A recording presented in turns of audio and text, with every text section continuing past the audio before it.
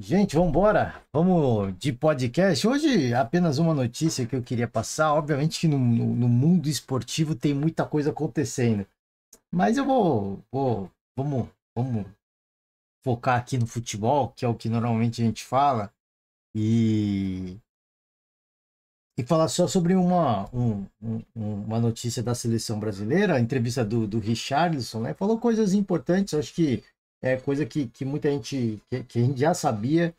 E que é interessante ver um atleta da seleção falar sobre isso, né? Tem o Mundial de Clube vindo à tona aí, né? Temos equipes, Fluminense já tá lá, o Palmeiras, se eu não me engano, vai hoje, o Botafogo vai hoje à noite e o Flamengo vai só na quinta, alguma coisa assim, né? Não sei ao certo o cronograma. Eu sei que do Palmeiras passou até no Esporte Espetacular, teve uma baita festa ali na frente do CT, o torcedor foi lá, os jogadores saíram pelo portão e deram uma moral para o torcedor, né? Deram autógrafos, aproveitaram para tirar foto. Foi bem bacana, eu gostei bastante da ação, né? Porque é sempre muito difícil você ter esse contato com o atleta e ter essa oportunidade raríssima, né? Essa oportunidade raríssima é muito legal. Então, assim, cada clube eu acho que fez o seu planejamento e dentro do planejamento acho que tá tudo certo, né? Alguns optaram por ir logo de cara, né? Por causa do Fluminense, já se ambientar. Caso o Palmeiras o Palmeiras e o Botafogo vão. Aliás, Botafogo que contratou o Arthur Cabral, se eu não me engano, centroavante, né? E interessante, um belo nome, viu? Bom nome para o Botafogo. Achei um nome interessantíssimo. Enfim, muitas muitas coisas vão acontecer, tem muita água para rolar, mas até a estreia das equipes eu acho que vai ser um pouco mais quieto, né? A gente vai ter o jogo da seleção brasileira amanhã, hoje vai ser o último treino da seleção. O Carlo Ancelotti deve fazer mudanças, o Rafinha cumpriu uma suspensão no jogo passado, deve entrar como titular nesse jogo nesse próximo jogo contra o Paraguai. O Estevão deve voltar para o banco. O Richarlison eu não tenho certeza se vai jogar, fez uma partida muito ruim, contra o Equador, mas também a bola não chegava, né? Vamos combinar. É difícil também o cara fazer alguma coisa. Não estou aqui passando pano. Eu acho que o atleta, ele tem também opção de sair da área, de chamar a bola, fazer o pivô. E nem isso o Richarlison conseguiu fazer muito bem, mas também, como eu falei, né? A gente tem que contextualizar que a bola também nem chegava nele. Então, além de jogar, além de não ter ido bem, a bola os camaradas não ajudavam, né? Com todo respeito. Bom, vamos lá.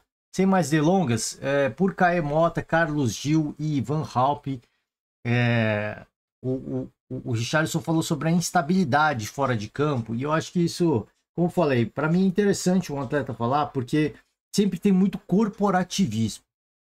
Muito corporativismo. E com a mudança da gestão da CBF, eu acho que talvez o Richardson se sentiu um pouco confortável para falar sobre o assunto, que normalmente não é falado, o pessoal dá aquela contemporizada, né? Passa o pano, que eu acho que faz parte, mas mascara muita coisa. Infelizmente acaba mascarando muita coisa. Então eu acho interessante um atleta como o Richarlison, que foi uma referência, não é mais, mas foi uma referência, um dos grandes personagens dessa seleção. Ficou meio em off. Ele mesmo teve problemas de saúde, especialmente saúde mental. Então é natural, né, que ele tenha tido essa baixa, essa queda, ficado um tempo afastado da seleção. Vamos lá, pegar algumas aspas dele. Tá aqui, ó. É difícil falar, porque não foi só o Dorival. Também passaram o Diniz, o Ramon Menezes, e sabemos da turbulência que estava a seleção. Fora de campo estava uma bagunça. Querendo ou não, isso nos afeta dentro de campo. Se afeta um jogador de seleção,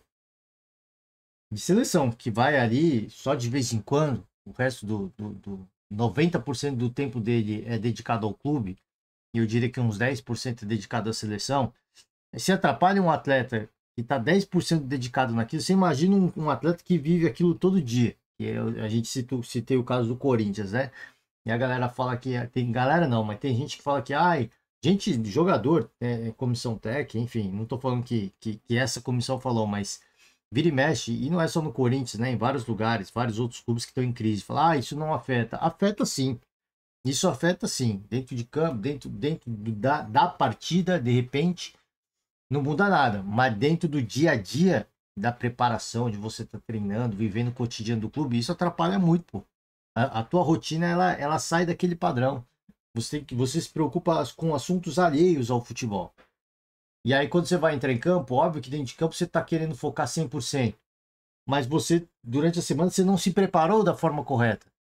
Então isso acaba influenciando, querendo ou não, falta de comprometimento. Não, são seres humanos, isso afeta, existe uma preocupação natural. Eu acho que alguns atletas, e eu cito várias vezes aqui o caso do Vini Júnior, ele é um fenômeno, um baita de um jogador, mas ele tá, para mim, ele com a camisa da seleção, ele está se sentindo pressionado. E não tem pressão para cima dele.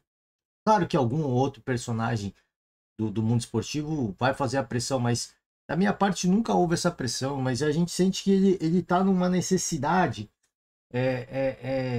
de querer ser o protagonista. Aí você vai falar, pô, você não tá cobrando, você mesmo falou no podcast que esperava um pouco mais. Ele esperava, não é natural pelo que ele faz no clube dele, é natural.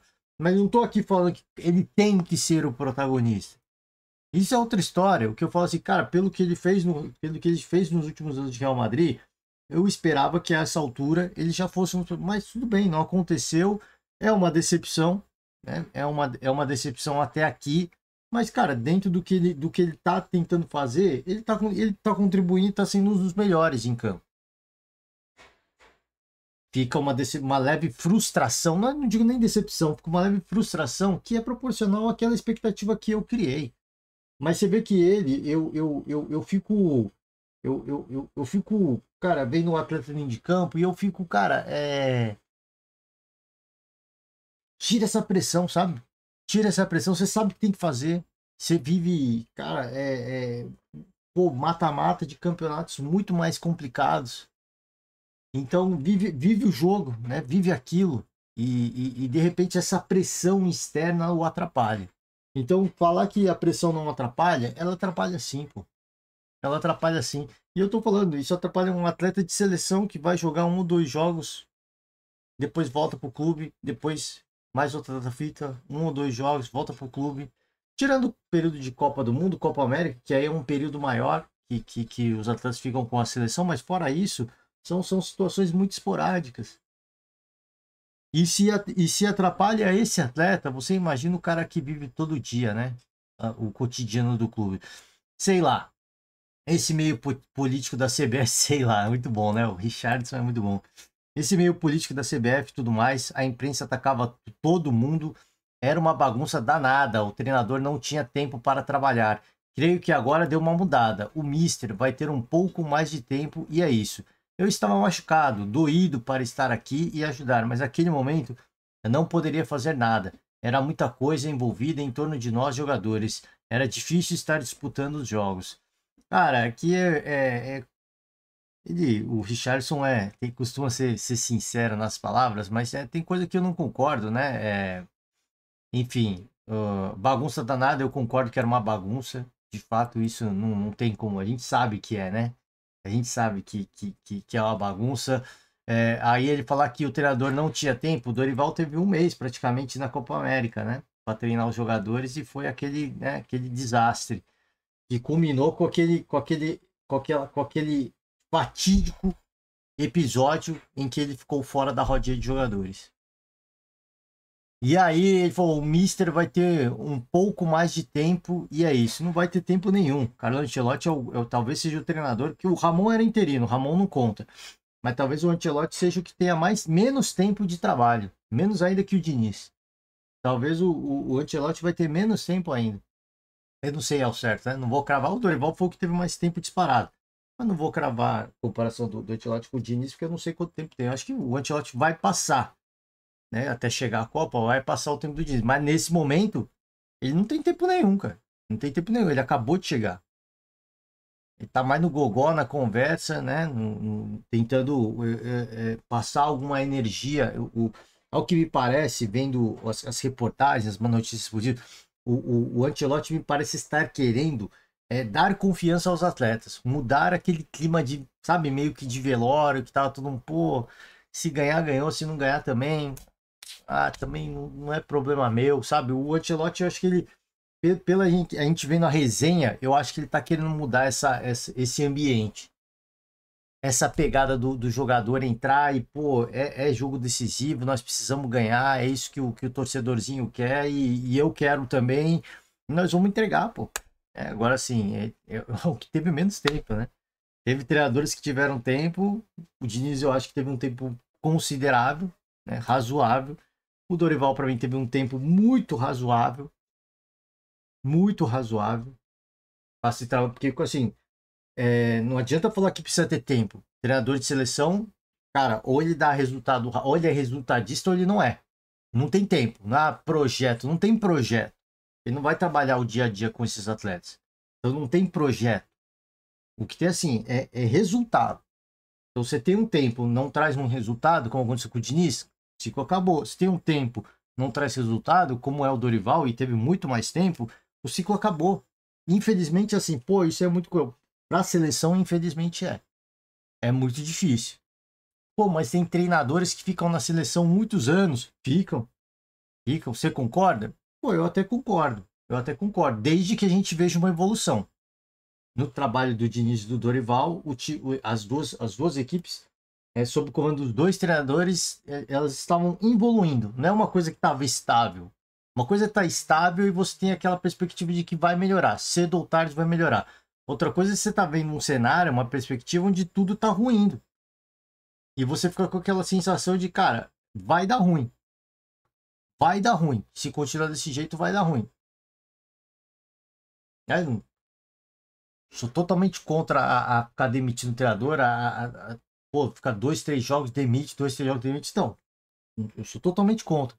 Por isso que eu falei, tanto o Diniz quanto o Dorival tiveram um tempo, pouco tempo, né, pensando em projeto esportivo, mas à medida que os jogos iam avançando, você espera que seja, ou a seleção fica estável, ou ela declina. E ela estava declinando. Estava declinando. Tecnicamente e taticamente, as equipes dentro de campo estavam declinando. Se desenhava um cenário muito pessimista ali, por isso que a mudança foi necessária. Vamos lá. Bom, vou encerrar por aqui, vou deixar, já falei que ia gravar há pouco tempo, e estamos chegando a quase 15 minutos, tá? Tá aí, né? Um dos nomes da seleção hoje, talvez o 9 da seleção. Vamos ver se o Richarlison consegue ganhar um pouquinho mais de confiança, retomar a confiança dele, ser um pouquinho mais participativo, né? Que o jogo consiga passar um pouco mais por ele, porque não passava muito. O jogo da seleção não passava muito por ter um centroavante, assim, mais que o cara do Pombo, né? Do Richarlison. Vamos ver se o Ancelotti consegue fazer funcionar a volta de um camisa 9, né? Trabalhar um pouquinho mais com o pivô. Vamos ver, né? Fica a minha torcida. Para mim, um atleta excelente, mas que passou por uma baixa muito, muito profunda. E a gente torce obviamente para a recuperação do atleta, porque da pessoa e do atleta, porque é um cara que me parece ser muito gente boa, né? Parece ser um cara muito bacana. Enfim, gente, eu vou encerrando por hoje. Amanhã o treino da seleção vai rolar hoje. Amanhã a gente volta para deixar nossa expectativa para o jogo contra o Paraguai, porque a gente vai ter talvez alguns nomes mais claros. Quem que o Dorival tá colocando, que ele colocou, né? Quem que ele colocou para treinar no time titular, que ele tá imaginando. Então é isso, tá? Por hoje eu vou encerrando. Dia frio aqui, xoxo, melancólico, mas vamos seguir, né? Na cara e na coragem e na raça. Beijos, abraços, até amanhã, gente. Tchau. Ótima semana, hein? Ótima semana e até a próxima. Tchau.